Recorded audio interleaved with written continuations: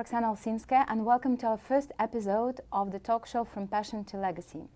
The talk show that will reveal different people who moved to Canada at different stages of their lives. And despite the challenges that immigration always imposes on people, they did have the dream, they did have the passion or the business idea that they still followed and that they brought to life. And my first guest today, I have an honor to present Heather Markgraf. Heather, she is a leader in Canada in simulation training, as well as she is an owner of Hudson Productions company, a company that trains government employees in their interaction with public. As well as Heather is a big figure in Montreal theatre scene. As a director in Hudson Village Theatre, as well as the artistic director in Panache Theatre, she toured with a bunch of shows in Montreal and Quebec. So without further ado, Heather, hello, thank you very much for taking time and coming to us today. My pleasure. So let's rewind, because the talk show is first about the immigrants, right? And I know that originally you're a British person, British lady. Right. Yes. Let's rewind, take backwards, and tell a little bit about the moment when you decided to move to Canada. What was the reason? What were the challenges? And then also, like, at what age you moved? Because I feel that it always depends. The challenges are different, right? Like, depending on the age that you Well, I met my husband, who I'm still married to, in Africa. Oh. It's a long story. I met him in Africa. We were both teaching there. And I came to Canada for a holiday. Okay. And yeah, I came just to see him. I went back to England. I worked in England as a teacher. Then I came over to Canada for a holiday, and I stayed. And first of all, I went back to McGill, and I got a degree in education and a diploma in teaching reading. And then I tried to apply for Canadian status, and I found that very difficult. I was about to ask, like, was it easier back then? It was or awful. it was... I had minus 60 points on the scale. Oh, wow. I had minus 60. What did you do? Well, I had no money. Okay. I had no family in Canada. I didn't speak French, and I had no job. Oh, true, because you applied in Montreal. Yeah, and of course I was a teacher, and at that time they didn't need teachers. So I had minus 60 points on the scale. There was no way I'd come in. And I said to them, how about if I was an artist? And they said, only if you're Picasso would we let you in. So anyway, my husband and I got married because that was the only way I could get in. And I had a really hard time even then. You know, things like, oh, you're coming in through the back door. There are a lot of people who want to come to Canada, and you're pushing your way in. Well, what have you got to offer? All of that kind of thing. In fact, it was quite emotionally difficult. Oh, wow. But anyway, I managed to get in. I got a job teaching, and I then had to apply for a brevet, and I had to be a Canadian citizen. So I then got my Canadian citizenship. I was at the time 25 when I came in. Did you need to pass the French test? No, because it was a different. Totally, I got a job teaching in an English private school in Montreal, and it was you know, there were a lot. I moved to Hudson, which is a very English area, and I just never needed to speak French at all. It was totally different. In 1975, it was a very different world. No. And yeah, and then of course René Lévesque got in 77, and things changed a lot at that point. Okay, so yeah, but before that it was quite different. So it was not. I mean, like, me as an immigrant, I had a plan, and like you laid out. In your case, it seems like just like a trial adventure that turned into a long-term, let's say, relationship with Canada. Yes, yes. I mean, you talked a little bit about the challenges you had in moving here. Yeah. When you moved, when you kind of started already to settle here, did you have challenges in integration, mindsets, difference? No. What were all, like, it went very smoothly? Went pretty smoothly. I moved to Hudson. My husband was living, his parents lived in Hudson. They knew a lot of people. It was very smooth. And in some way it was a gift, and in some way it wasn't, because I never was pushed to learn French. I didn't need to learn French. And now I wish I had, you know, I wish I'd really pushed myself. But the reality is, unless you work in the language, it's very hard to become fluent. If you don't practice it regularly. Exactly. And so I say my gift to my kids is the fact that they are bilingual and, you know, can work in either language. So, yeah. Okay, so then going back still in that time, I remember in one of our conversations you mentioned that initially your dream, your passion was to pursue acting career, right? So tell a little bit about that one, because you kind of took a bit of a different path if I look right now at your achievements. Right. I went to McGill and I took, I upgraded my teacher's certificate from England to a degree and a reading diploma, and I took all the courses I could in art and drama. And I had a wonderful drama teacher at that time, and I loved the class. And she said to me, I don't know why you're not in drama, in theatre, you know, and I'd never really thought much about it. But I got a job teaching actually art and drama, and it was always in the back of my mind. I'd love to study theatre, I'd love to study acting. And so I had a family, and when all of my kids were in school, my son was 5, I decided to go back to school and study theatre. And I went to Concordia, and I got a degree, a major in theatre at Concordia. But by that time, I was like what they call a mature student, right? Okay, but acting then, did you pursue it, or? I did. Hudson has a very good amateur group, and I was part of that amateur group and did quite a bit of acting with them. And why you didn't pursue it further? Well, because it was amateur group, right? It wasn't, and I guess I had this little dream as well about starting a theatre, because I thought, you know, Hudson's the perfect place for a theatre. It's between Ottawa and Montreal. It's on the lake. It's a cute town. And there wasn't one. There was no English theatre in the area. The nearest were in the townships. And so when I went to Concordia and I had my interview to be, for the entrance interview, I told the people in the team who were interviewing me, I said, I want to start a theatre. And I want to, you know, I want to be a professional. I don't want to start a theatre just as, you know, because I like the idea. I want to know what I'm doing. I want to know people. I want to have a background. So they accepted me, and when I graduated, I thought originally I'll be an actress because I'd taken a lot of acting classes. But doing a major in theatre at Concordia, you study many areas: directing, stage management, acting, history, all of these things. But you know, I'd loved the acting, so I thought, okay, I'll go get an agent. So I went to somebody who I'd heard was a very good agent, and when I said I'd like you to take me on, she said, "Oh, you've got the kiss of death. You've got a British accent."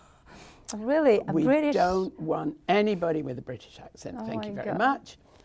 I always thought that like me, someone who is kind of suffering a bit from Eastern European accent, I thought like British accent, that's amazing. Like, why would you need to?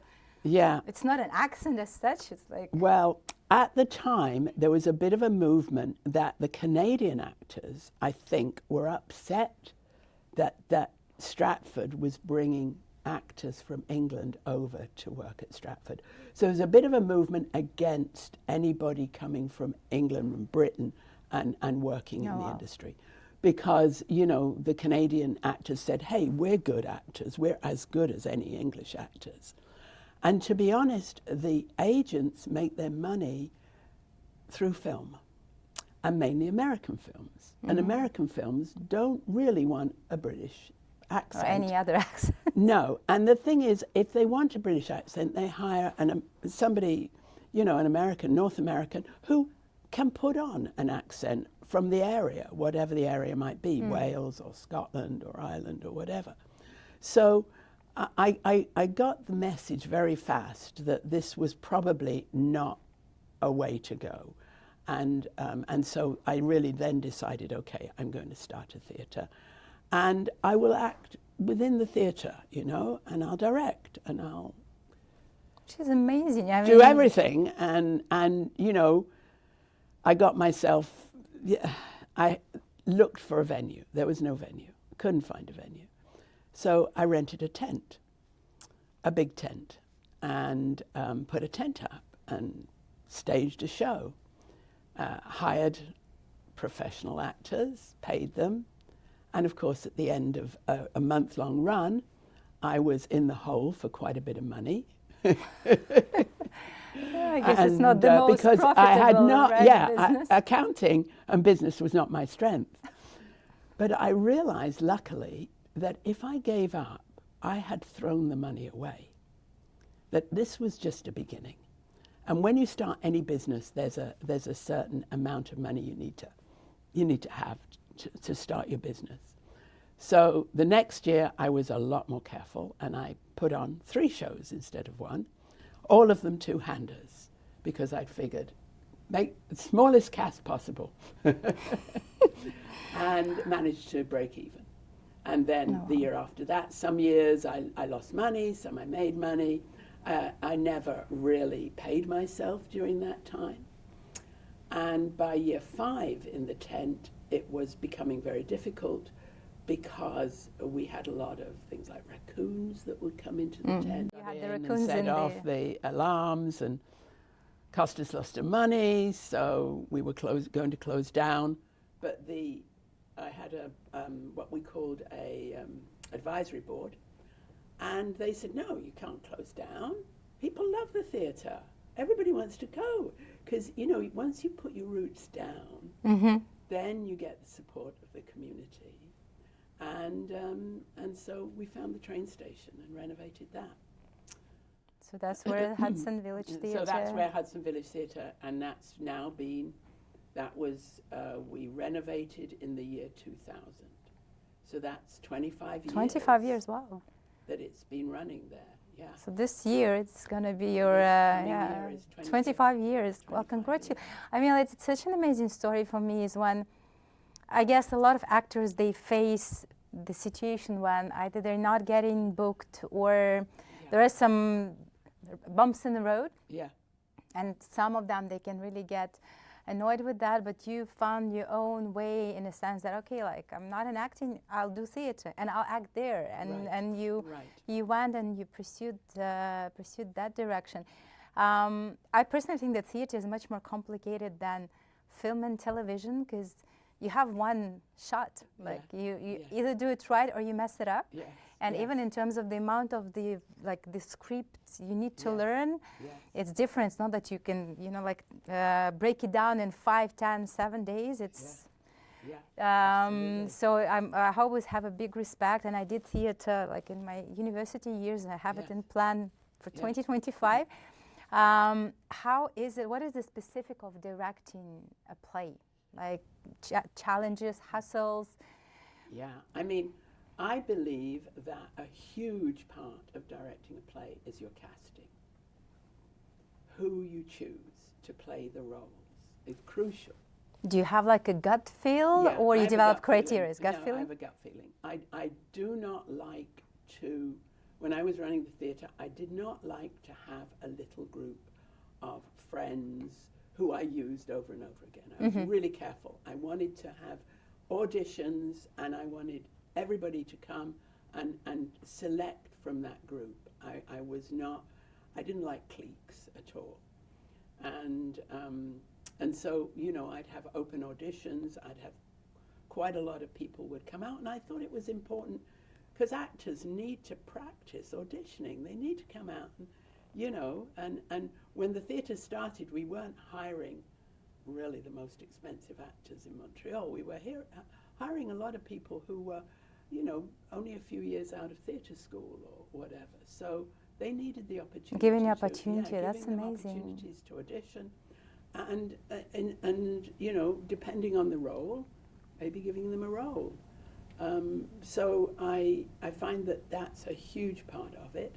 The other thing is, what I really hate is if the rehearsal period's very short. Because what I like to do as a director is to explore a text. And you know, kind of sometimes do improv or do hot seats or do various ways to broaden the depth of the actor's knowledge of the character and the given circumstances. What are the given circumstances? Let's delve into that. Let's find out about that. And the person and the line of conflict, instead of just having actors who you move around on stage like a chessboard. I'm not really interested in that at all. That's not something, farce is not something I'm particularly interested in. I like the more emotional pieces where there's more depth. So, you know, the audience are really pulled into the story and invested in the actors. And then you would cast like for different roles, different people. In the process of casting, would you already kind of envision if this, let's say, if this cast gonna click together? Because I feel it's so important when there's a chemistry or the energy, people vibe and work on the same wave, just to make the process smoother, to play off each other. Also, it's easier. Like, do you, when you casted people out, would you already envision, okay, like this cast will do great, they will work well together on Don't scene? consider that at all. No? No, not at all. I think through the exercises that the director does with the actors, that bonding is going to happen. Okay. The bonding happens. I don't, and in some places, in some situations, you know, you're looking for a real line of conflict, so you want people who can bring that, maybe anger or whatever, emotions. Mm-hmm. So no, I don't look at that. Okay, that's... But I do find that the bonding always happens. Partly, if you have a very short rehearsal period, there's not enough time for it, okay. right? But if you have a longer rehearsal period, then the cast can get to know one another. And if you're doing some improv and different situations, if you're exploring situations, then they'll have a more attachment to one another, connection. Okay. Okay. But I don't look at it and say this is going to be a good group. It evolves in the process of the rehearsal. During the rehearsal, that's where it happens. Okay, it's interesting. And, yeah. Okay, so Hudson Village Theatre, and then at one point of time you came with I think honestly it's a brilliant idea, I told that before, unique idea of Hudson Productions, which actually provides the actors for the governmental employees, for the simulation centers when they can practice. Right. And as someone who also works at Hudson Productions, has a pleasure to work there as well as an actor, I find it's such a great opportunity for either you're an actor who is long time in the industry or younger one, to be there, practice your craft, practice improv, get the networking as well, because there are a lot of actors there. I met so many people there, as well as get some understanding of psychology as well. So for me, it's always interesting to observe the students. Yes. So how did you come up with that idea? That's such a unique one. Excuse me. I have a bit of a cold. The theatre was already running in the train station at the time. Still hadn't finished renovating, but it was running. And I got approached by somebody who was some kind of director, I guess, at the college in Rigo, the Customs College. And she said to me, we want to upgrade our training. And we want to hire actors. Because we are hiring from a temp company, and we've had a lot of grievances placed against these actors because, you know, they're not consistent to start with, or they are not very responsible. They don't turn up in time. They don't turn up. They're not good at improv. So this woman said, we want to improve our training. Could you hire some actors for us? So I thought, I was already working at Concordia at the time, running the theatres there. So I went home and I told my husband, and I said, I just can't do it. I don't have the time. And he said, you don't have to do it. You hire people to do it. So I thought, oh, that's interesting. You've chosen the right man to get married. Yeah, a lot of good people. ideas, So yeah. I thought, oh, that's interesting. So I did. I hired a small group of actors from John Abbott who just graduated in theatre, and I kind of was too busy to work. I kept my eye on it, but we had a 3-month contract, and then we had another 3-month contract, and then we had another 3-month, and finally we got a 3-year contract, and it just grew from there. And then, you know, it goes up and down, right? There was a time when Stephen Harper was in and decided to cut training because of the recession, whatever, and so there was no training. So, but luckily we had put the company together so everybody was a contract worker. They could come in, they could work when they wanted to work, and then after that recession, then it just really increased a lot more. There was a lot more work, more customs officers needed. The US was getting stricter and saying the border was too porous, so we needed more customs officers. And I did quite a lot of work there myself, so I knew, you know, how it worked. I knew all the actors.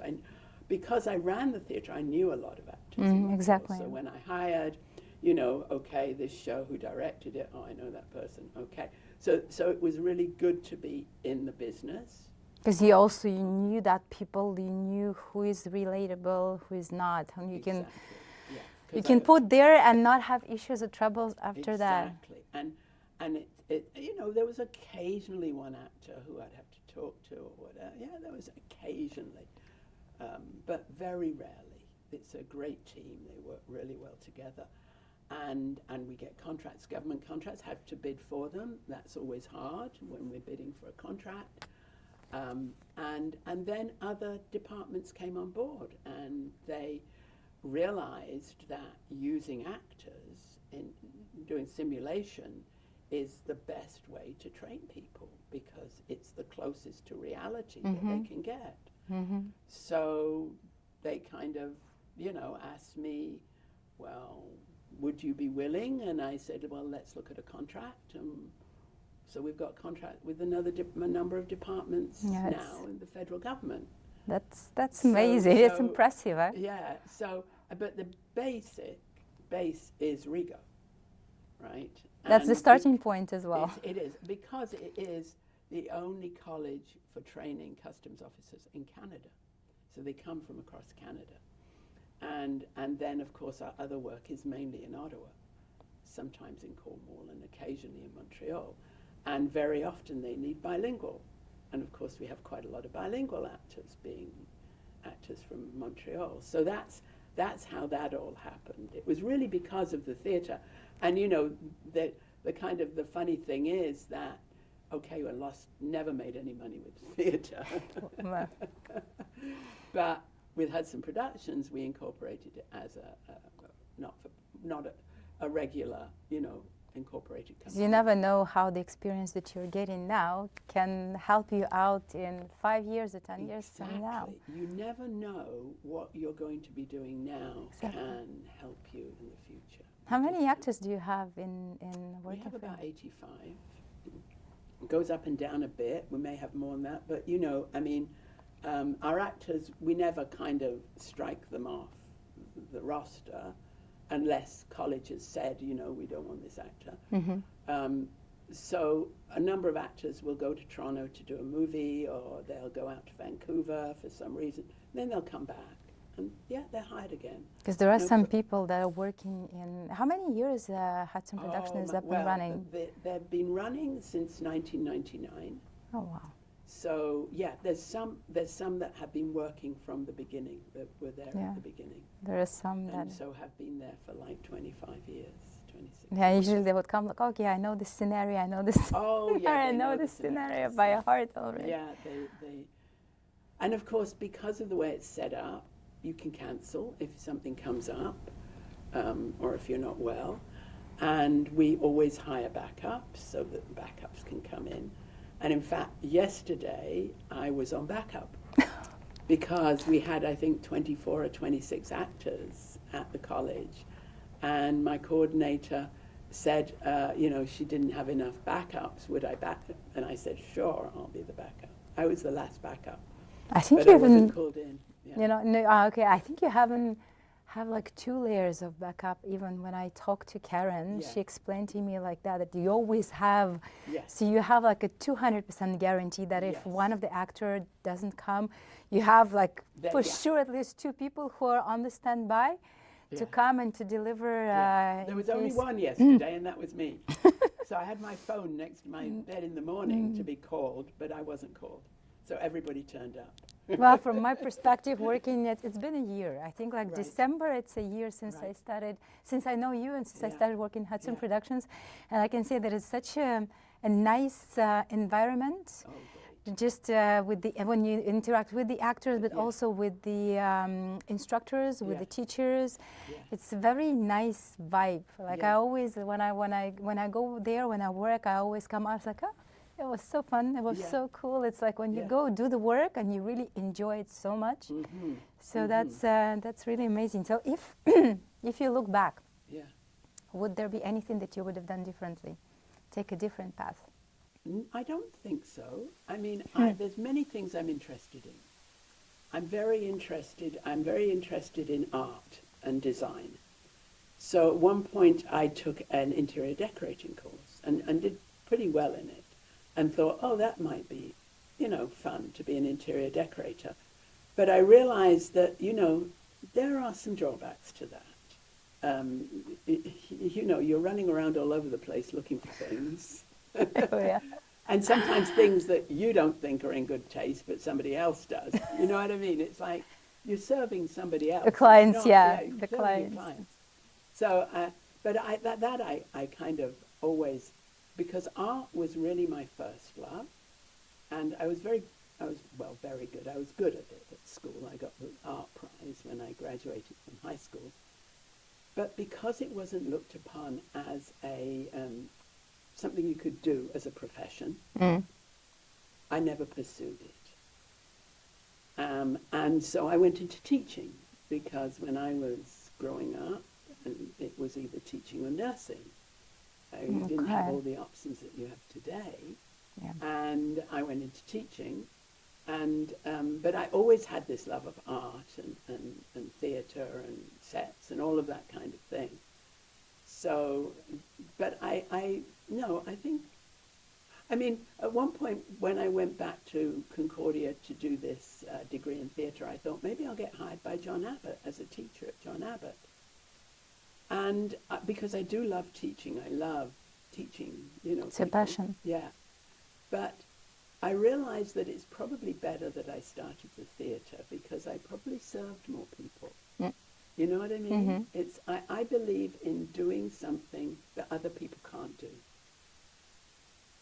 I don't know if that makes sense to you, but to do something that you're able to do but somebody else can't do. Don't do something that everybody can do. You know what I mean? Oh, it's an easier path sometimes. Oh, it's very much an easier path, but it's sometimes a very boring path too. But if you find something like the theatre, nobody else was creating a theatre in Hudson. And now when I look at it, they've got the Panto on, 26 shows, and they're sold out. Totally sold out. There are people booking this year for next year's Panto. So how does that happen? Well, it's just something that's been built up over the years. A tradition. People love traditions. And so I think there's so much value. I get so much pleasure out of going to the theatre and seeing it full of people, and especially full of kids, and thinking, don't want to show off or anything, but, if I hadn't have started it, this wouldn't be there. Exactly, no, but that's one of your achievements. And maybe somebody else would have started it. That's a big possibility, but it was so hard to do. I mean, really, it took a lot of work and a lot of money and a lot of passion.